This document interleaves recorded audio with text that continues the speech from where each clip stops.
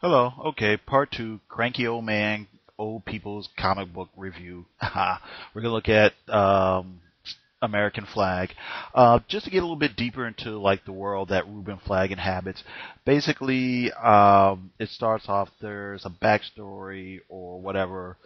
The meltdown of 1996. Basically, there was an economic collapse. Kind of like what's going on right now. The Soviet Union has completely been eradicated or fallen apart. A little bit like what kind of happened now. And there's disease going on. There's all kinds of proxy wars and unrest and things like that. All the heads of state of America have left America and gone to Mars to kind of govern. But what's really going on is everybody's life on Earth and in America is basically dominated by the Plex. The Plex is like this kind of conglomeration of like and malls and corporations and things, and the Plex is into everybody's lives and everything you see, own, buy, or whatever. Somehow the Plex is involved. You have American Plex cards. The law enforcement agency is called the Plexus Rangers. Get it? Um, and that's basically it. Nobody really knows who the Plex is, but everybody's got all sorts of crazy conspiracy theories and things like that.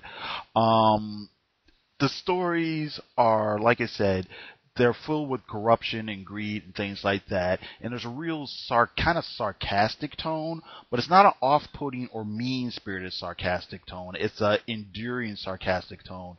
If you're somebody who likes stuff like by, say, just to pick up one modern comic book writer like Warren Ellis, you'll like something like this.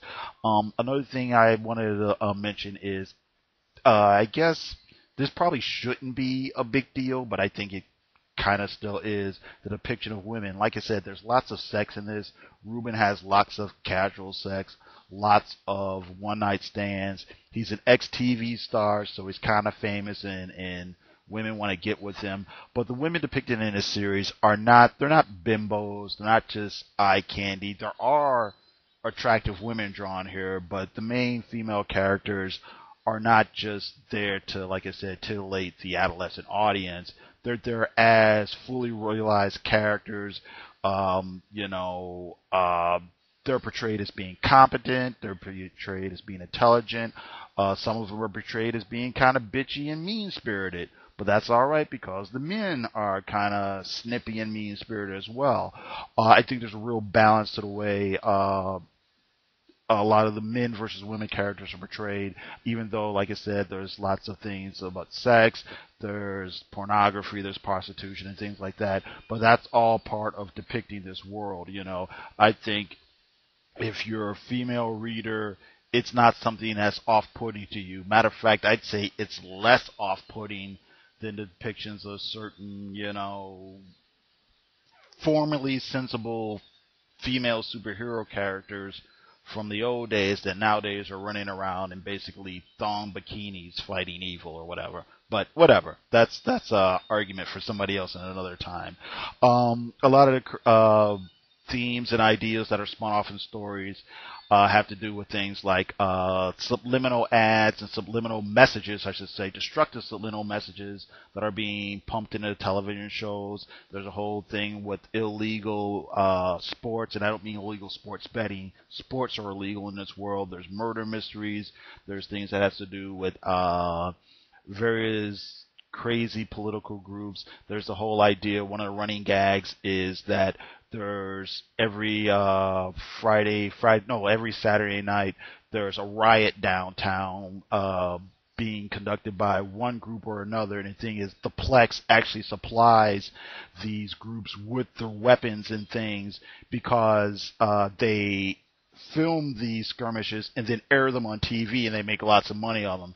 Like I said, lots of funny stuff in here, lots of humor, and it's like I said, it's a social satire as much as it is, or I shouldn't say as much as it is anything else. That is what it is, and there's a real sophisticated tone to it.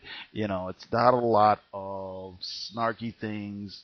I mean, not a lot of smarmy things, not a lot of gore for the sake of gore, not a lot of like silly, cheesy cleavage or toplessness and things like that. I think you mentioned the first part of it. There's lots of sex. Some of it is kind of kinky, but it's done in this kind of frank, mature way. It's like the difference between being an of-age person talking to another person in a bar and they're telling you about their date versus being, a 14-year-old peeking at Playboy and giggling at the boobies, with your buddies or whatever. Other things I wanted to talk about. Kim Brusiak's, and I'm probably saying his name wrong, and I apologize. But the lettering and the design throughout is really excellent. The whole thing of the titles, the different logos, every product has like a TM behind it, and it really brings you into that, like I said, that kind of media saturated world that's once again kind of like some of the stuff that's going on now. If you are a fan of like cyberpunk, if you're a fan of stuff like Philip K. Dick, if you're a fan of, like I said, Warren Ellis,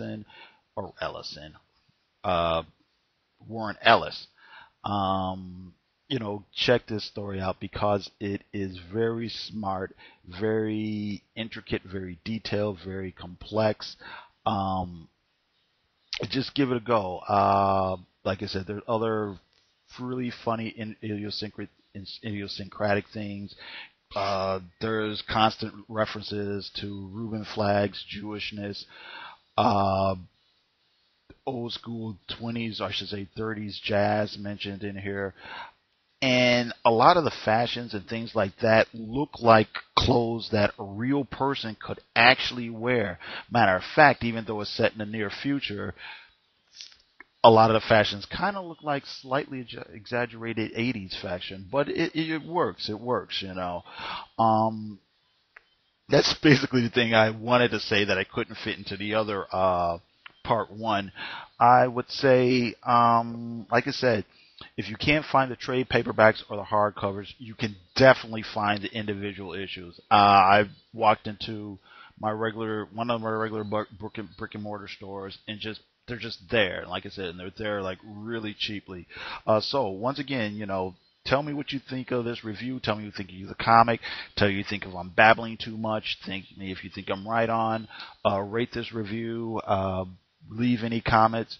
Thanks a lot, and you have a great one, all right? Oh, another thing is, don't get put off by the covers. Some of the covers look very typical, macho dude, babe, guns, and you think, oh, well, I don't want this kind of boneheaded thing. Don't be put off by that. That is there, but it's a very smart and intelligent comic book. And like I said, it's pretty intelligent, and it's a lot more intelligent. Some of these sort of other comics that are coming out nowadays that, like I said, kind of pander to people's worst adolescent desires. Not that there's anything wrong with, adolescent desires, because I've been an adolescent, and, I've had those desires myself. But here's something that's a little bit smarter and a little bit more sophisticated. Okay, thanks a lot, and you guys have a great one. All right.